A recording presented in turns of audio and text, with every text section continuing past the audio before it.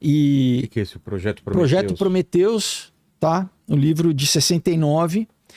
Sempre que você vê a palavra Prometheus, já remonta a Prometheus lá do mito grego, de roubar o fogo dos deuses, roubar a tecnologia, né? E aqui ele fala assim, também fala, claro que de superpopulação, mas ele fala, também há o problema da superpopulação, mesmo na nossa era presente, né? Onde a lifespan, né? Vamos dizer, os anos que a pessoa vive, a longevidade tem dobrado a cada 40 anos, né? E é necessário algum tipo de controle de natalidade. Se todos viverem dessa forma longa, como eles estão vivendo, a população irá crescer mais rápido do que ela cresce agora, né? E a não ser que haja restrições na reprodução e elas sejam reforçadas. Muitas pessoas se opõem a isso, dizendo que isso sacrifica o direito das futuras gerações de nascerem, né? E que se tornará um privilégio daqueles que já estão vivos de permanecerem vivos. E também alguns argumentam que esse desejo de ter filhos como uma motivação fundamental humana, esse desejo não pode ser frustrado. Mas, de alguma forma, se nós continuarmos dobrando a população a cada 40 anos, nós não conseguiremos sobreviver. E a forma de controlar isso será o avanço tecnológico que irá ser incorporado nos corpos humanos. Então, o problema da superpopulação será controlado por meios tecnológicos, tá? E, de novo, isso é a questão da cibernética. Então, cibernética é basicamente o quê? Uma ferramenta, né? Uma metodologia, né? Para chegar no quê? Na tecnocracia, que é o controle da população através desse instrumento que é a cibernética, esses instrumentos tecnológicos. Você chega num governo tecnocrata, não é democrático onde o povo vota e escolhe seus líderes, né? Você tem uma liderança que não é eleita, e eles que são a elite, que são sábios, eles que vão determinar o futuro da humanidade. Então tem um link aí do próximo, que é de um vídeo do YouTube do Peter Thiel, né, que foi aluno do Stanford, né, que algumas pessoas estão conhecendo, mas o Peter Thiel, ele é um dos fundadores do PayPal com Elon Musk. Ele é o fundador do Palantir, que é uma empresa que fornece tecnologia militar pro Pentágono. Vem do Tolkien, da bola que vê tudo, mas que enlouquece as pessoas que têm o poder. Então o cara escolheu o nome, porque ele é fã do Tolkien, ele escolheu literalmente o nome para a empresa dele de uma tecnologia, vamos dizer, para ver o futuro. Para ver o futuro e para controlar todo mundo. E olha o que ele diz, né, nesse ponto.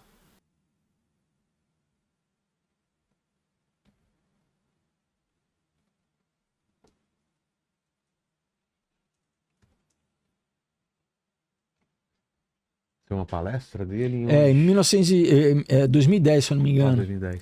Então ele falou, nunca poderíamos ganhar uma eleição, tá vendo? Conseguir certas coisas porque éramos uma minoria tão pequena, mas talvez você pudesse realmente mudar o mundo unilateralmente sem ter que... Volta um pouquinho. Convencer as pessoas. Você tá vendo? Isso é o que ele tá falando, né? Ganhar uma eleição A gente nunca vai poder ganhar uma eleição porque nós somos uma minoria. Mas né? Talvez você pudesse realmente mudar um mundo unilateralmente, sem ter constantemente convencer as pessoas e implorar a elas se elas concordarem com você por meios tecnológicos. Você está entendendo? Então ele está defendendo o seguinte: a gente vai usar tecnologia para convencer as pessoas, porque a gente não vai ganhar a eleição. Rede social. E agora o que está acontecendo lá no Doge, né? Ele foi o cara basicamente que pagou a campanha do J.D. Vance, o vice do Trump, para senador, apoiou o Trump, deu fortunas para o Trump. Então, e obviamente que ele tem o interesse do Palantir, né? A tecnologia do Palantir está sendo usada pelo exército israelense agora lá em Gaza, né? Para o que eles chamam de kill list. Entendeu? Usaram conversas de palestinos morando nos Estados Unidos com familiares lá na faixa de Gaza para encontrar as pessoas na faixa de Gaza, Então, assim, é uma tecnologia de vigilância que agora já está começando a ser usada dentro do próprio Estados Unidos, assim, tá? Então, quando a gente fala do crédito social e do controle lá do Partido Comunista Chinês na China, isso já está sendo, de certa forma, reproduzido nos Estados Unidos com outro nome para defender a democracia, mas é o quê? É vigilância do cidadão e controle social, né? Então, tecnocracia é isso, né? É esse controle populacional. Nós corremos o risco, hoje em dia, né, de criar um grande Estado global, onde injustiças conscientes, né, só serão possíveis como uma estatística de felicidade das massas. Então, né, fala assim, tais máquinas serão usadas pelo ser humano ou bloquearão os seres humanos de aumentar o seu controle para o resto da humanidade e para os seus líderes políticos tentarem controlar as suas populações através das máquinas, né? Não através de técnicas políticas, mas através de meios mecanicamente concebidos, né? Então, ligando a questão do controle populacional. Aí você fala assim, é só tecnologia? Não. Você tem outros métodos que eles também promovem, né, para controle populacional. Por exemplo, droga, né?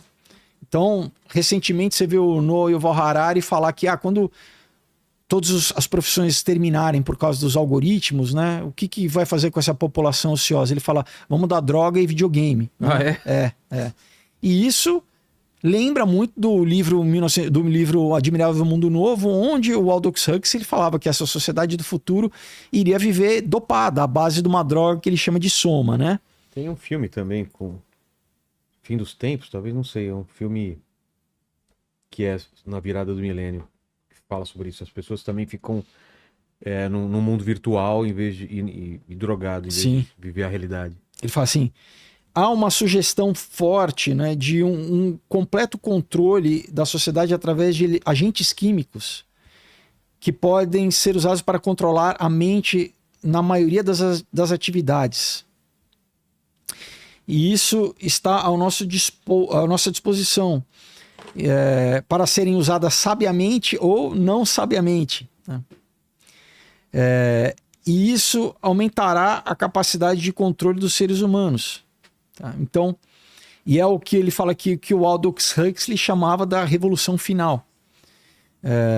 Ele fala, eu devo comentar a respeito desse último parágrafo sobre a frase do Aldous Huxley, né, falando sobre a revolução final, aonde irá combinar o efeito das drogas e a mídia, tá? Então, as drogas e a mídia, para criar em uma geração uma completa sociedade onde elas estarão num campo de concentração sem dor. Desculpa, um campo de concentração da mente. Desculpa. Só lembra. Vi aqui o filme Estranhos Prazeres. Estranhos Prazeres, já com o Ralph Fiennes. Achei aqui, não é Fim dos Tempos, Estranhos Prazeres. Da Catherine Bigelow, é bom esse filme. Então ele fala assim, olha, vamos criar um campo de concentração sem dor para a mente, aonde as pessoas irão perder as suas liberdades no prazer de uma ditadura sem lágrimas. Né? Então ele fala, em outras palavras, né, é o que foi descrito em Admirável Mundo Novo, né? E o Aldous Huxley advoga o uso de mescalina e outras drogas psicodélicas para nos guiar em direção à consciência cósmica e à iluminação mística. Tá? Então, assim, outra forma de controle, né, por exemplo, o LSD, que foi criado em um laboratório, né, foi criado pela Sandoz e tal, foi usado para mudar toda a cultura americana nos anos 60. O objetivo exatamente era começar isso, essa implementação de uma cultura de droga. Né? Então, nesse livro aqui do Neil Postman, chama Tecnópole, né? O que é esse livro? Esse é um livro sobre exatamente o impacto da tecnologia na nossa cultura e como a gente está sendo influenciado, né, e está se rendendo essa questão da tecnologia sem perceber, né? Ele fala assim, a ciência social gera exemplos específicos que podem ser usados para organizar a sociedade numa base racional e humana. Isso implica, né, tecnicamente, que tecnologias invisíveis supervisionadas por experts podem desenhar o controle do comportamento humano e colocá-lo num curso correto, vamos dizer assim, né, conforme o que eles determinam correto. A terceira ideia é que a fé na ciência pode servir como um sistema de crenças que dará significado à vida, bem como um sentimento de bem-estar, moralidade e até mesmo imortalidade, né? Imortalidade é interessante já começar a citar, porque a gente vai falar em breve sobre o transhumanismo, sobre o que eles acreditam a respeito do transhumanismo, né? Vamos aqui no Breve História do Futuro.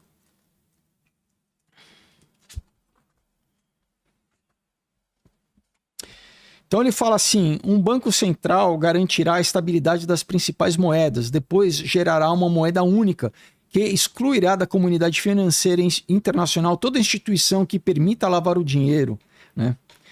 As sedes dessas instituições não terão, é óbvio, de ser todas instaladas no mesmo lugar, ainda que tenha sido esse o caso, enfim, de Jerusalém, mas ele fala basicamente o que é importante nesse parágrafo? Falar da questão já da moeda universal, de uma moeda só, né?